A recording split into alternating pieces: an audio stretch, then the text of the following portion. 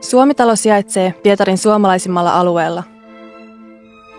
Jo 1730-luvulla keisarinna Anna Ivanovna lahjoitti tontin nykyiseltä suurelta Tallikadulta Pietarin suomalaiselle ja ruotsalaiselle seurakunnalle. He rakensivat paikalle Pyhän Annan puisen kirkon. Yhteisiä jumalanpalveluksia pidettiin kirkossa vuoteen 1745 asti, jolloin ruotsalaiset siirtyivät pienelle Tallikadulle. Pyhän Katariinan ruotsalaista seurakunnasta valtaosa oli suomen ruotsinkielistä väestöä. Suomalaiset rakensivat Pyhän Annan puisen kirkon paikalle vuonna 1805 Pyhän Marian kirkon.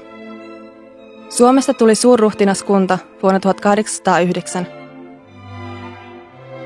ja suomalaisia alkoi saapua Pietariin yhä enemmän. Suurimmillaan määrä oli 1880-luvulla, jolloin suomalaisia oli 24 500, ja Pietaria voitiin pitää toiseksi suurimpana suomalaiskaupunkina. Ainoastaan Helsingissä oli enemmän suomalaisia. Suomalaisilla oli ahkerien ja rehellisten työntekijöiden maine. Suomalaisia edusti Pietarissa valtiosihteerin virasto. Länsi saapui Suomeen idästä, Pietarista. Vuonna 1870 valmistui rautatie Suomesta Pietariin. Samana vuonna suomalaisessa kirkkokartanossa julkaistiin ensimmäinen suomalainen Suomen rajojen ulkopuolinen sanomalehti Pietarin Sanomat. Kirkkokartanossa toimi myös suomalaisten harrastusseuroja, muun muassa Pietarin suomalainen lauluseura, kirjasto, kirjakauppa, pienyrityksiä, suomalainen koulu ja vuodesta 1905 myös suomalainen lyseo. Ensimmäinen suomenkielinen äänilevy tehtiin Pietarissa. Myös Suomen Pankin konttori oli kirkkokartanossa, kunnes se osti vuonna 1916 talon Nevski Prospektilta. Suomalaiset rakensivat kirkkokartanoon lisärakennuksia taloudellisen tilanteen mukaan. Viimeiset suunnitelmat kirkkokartanon korottamisesta 2 kerroksella teki vuonna 1914 arkkitehti Eliel Saarinen, jonka isä oli Marian kirkon viimeinen kirkkoherra ennen vallankumousta. Vallankumouksen jälkeen Suomi julistautui itsenäiseksi tasavallaksi 6.12.1917 ja vanhat Pietarin suomalaiset pakenivat Suomeen jättäen omaisuutensa Pietariin. Suomessa sisällissodan hävinneitä punaisia saapui Petrogradiin noin 10 000 ja he ottivat komennon niin sanotussa suomalaisissa rakennuksissa. Punaisilla oli harrastustoimintaa, omat lehtensä, koulunsa, sotakoulunsa ja harrastuksensa, mutta 1930-luvulla tilanne muuttui ja vaikeutui. Myös suomalaisia lähetettiin joukoin vankileirien saaristoon.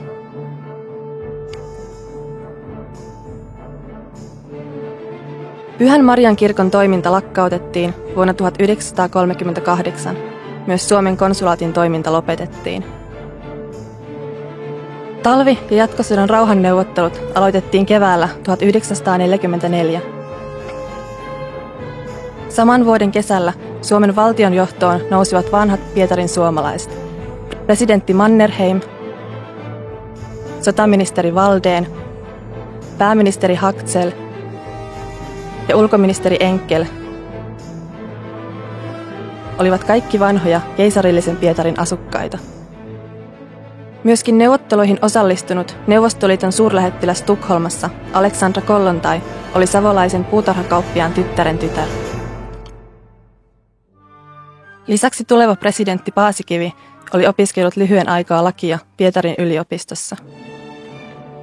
Moskovassa vallankumouksen jälkeen perustettu Suomen kommunistinen puolue sai luvan toimia Suomessa vuonna 1944. Alkoi aika, jolloin Suomi ja suomalaiset ottivat toiminnassaan huomioon Neuvostoliiton intressit. Neuvostoliitto oli suomalaisille punaisen hämärän maa. Tilanne alkoi selkiytyä 1980-luvun lopulla.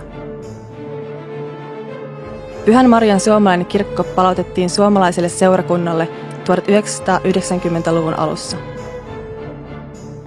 Vuonna 1992 perustettiin Pietari-säätiö.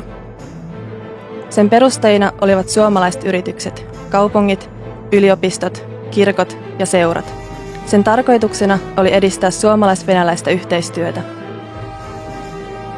Säätiö ylläpitää Suomen Pietarin instituuttia, joka on yksi Suomen 17 ulkomailla olevasta tiede- ja kulttuuri-instituutista.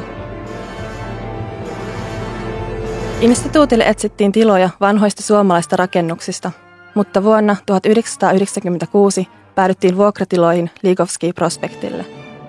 Tilat eivät vastanneet lisääntyneen toiminnan vaatimuksia, ja ensimmäisen kerran nykyistä tiloista käytiin keskusteluja syksyllä 2002. Silloin tiloissa sijaitsi Hammaspoliklinikka numero 9. Neuvottelujen keskeyttyä kerran ne alkoivat uudestaan helmikuussa 2004. Vuokrasopimus 49 vuodeksi solmittiin vuonna 2006. Pääministerit Vladimir Putin ja Matti Vanhanen vihkivät rakennuksen käyttöön lokakuussa 2009, ja ensimmäiset vuokralaiset tulivat peruskorjattuun taloon keväällä 2010. Suomi-taloa hallinnoi Pietari-säätiö, joka on perustanut Pietarin filiaalin Suomi-talon hallinnointia varten. Suomi-talon 3 rakennusta ovat pinta-alaltaan noin 4200 neliömetriä. Ne sijaitsevat vanhassa suomalaisessa kirkkokartanossa, ja vuokraamalla talon 49 vuodeksi suomalaisille Pietarin kaupunki palaa historiallisille juurilleen. Myös Pietarin suomalainen koulu on palannut juurilleen. Vuonna 1847 kirkkokartanoon perustettiin yksi ensimmäistä suomenkielisistä kouluista. Sen johtajana toimi 10 vuoden ajan Uno Syknaus, joka palattuaan Suomeen loi nykyisen koulutusjärjestelmän pohjan. Pietarin suomalaisessa koulussa noudatetaan suomalaista opetusohjelmaa. Suomi-talossa on 12 studiohuonetta, jotka on tarkoitettu yliopiston opettajille ja opiskelijoille, taiteilijoille, kirjailijoille ja kulttuuriväelle. Studioiden vieraina he pääsevät luomaan, tutkimaan vanhaa ja tekemään uutta historiaa, tutustumaan ja elämään pietarilaista elämää. Suomi-talo on kaikille avoin ja sen sisäpiha on talon avoin sydän. Ihmisillä on unelmia ja samoin rakennuksilla. Suomi-talo haluaa saada suojakseen atriumkaton ja tehdä pihasta erilaisten tapahtumien keskuksen. Sisäpiha on teemapäivien ja muiden tapahtumien aktiivinen keskus. Toiminnalliseen sisäpihaan liittyvät saunan lisäksi alakerran galleriatilat, kahvila ja neuvotteluhuoneet. Tilat mahdollistavat paitsi teemapäivien laajentamista sisätiloihin, myös muunlaisen toiminnan. Galleriatilaa voi käyttää näyttelyiden lisäksi myös neuvottelutilana ja iltavastaanottoihin. Kahvila toimii catering-periaatteella ja sieltä voi tilata tarjoilun niin omiin toimistotiloihin kuin saunaan ja seminaarien kahvi- ja lounastauoille. Kahvilassa voi myös käydä lounaalla ja nauttimassa välipalaa. Neuvotteluhuoneet ovat normaalissa neuvottelu- ja kokouskäytössä. Sauna kuuluu sekä suomalaisuuteen että venäläisyyteen, ja saunan Lapland Cornerissa ja lauteilla voi pitää seminaareja, neuvotteluja ja illanistujaisia. Pyhän Marian kirkkokartano on jälleen suomalaisuuden keskus. Kaupungissa toimii noin 500 suomalaisyritystä ja asuu noin 4000 suomalaista. Suomen Pietarin konsulaatti Murmanskin ja Petroskoin sivutoimipisteineen on Suomen suurimpia ulkomaan edustustoja. Suomi-talo toimii tiiviissä yhteistyössä pääkonsulaatin kanssa.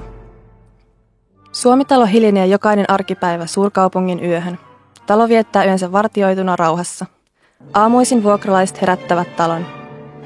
Päivisin Suomi-talossa on vilkasta ja aktiivista toimintaa. Vuokralaiset ja heidän vieraansa täyttävät käytävät ja huoneet. Suomi-talo sijaitsee Pietarin kaupungin ydinkeskustassa 200 metriä pääkadulta Nevski-prospektilta, lähellä Suomen pääkonsulaattia ja Suomen rautatieasemaa. Suomi-talossa yhdistyvät tiede, taide, maakunnat, kaupungit, yritykset ja liike-elämä uudella tavalla koko Suomen kattavaksi verkostoksi. Poistumatta talosta saat tietoja Venäjän kaupan mahdollisuuksista, rahoitusmahdollisuuksista ja kirjanpidosta. Suomen Pietarin instituutti tarjoaa monipuolisia kulttuuritilaisuuksia sekä Suomi-talossa että muualla kaupungissa. Instituutin kirjastosta voi lainata kirjoja tai käydä lukemassa lehtiä lukusalissa.